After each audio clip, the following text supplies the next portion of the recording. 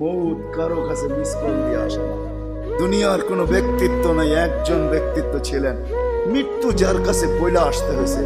আল্লাহ নিজে বলছেন মালাকুল মৌতকে, বন্ধুর কাছে যাবে, অনুমতি দিলে ঢুকবে, নাইলে ঢুকবে না।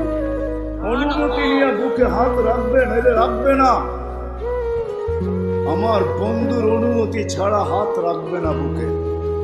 একজনই দুনিয়াতে ব্যক্তিত্ব ছিল যার কাছে অনুমতি নিয়ে আসছে, কারো কাছে আজ পর্যন্ত অনুমতি নিয়ে আসে আর আসবেও না। সত্য এটাই। এই জন্য আসেন, ওই জান্নাত, এটাই আমাদের ছোট জীবনটার উদ্দেশ্য। এই জন্যই আল্লাহ ডেলি ডাকে, 5 বেলা ডাকে, গ্যারান্টি দিয়া ডাকে, সিল লাগা ডাকে। ইদা সালুহা সালুহা সাইরুল আমাল। 5 ওয়াক্ত নামাজ যদি এই উম্মত কমপ্লিট করে দেখাইতে পারে, তো আল্লাহ আমাদের নবীজির সাথে ওয়াদা করছেন, আমিও আপনার উম্মতের জীবনকে কমপ্লিট করে দেখাই।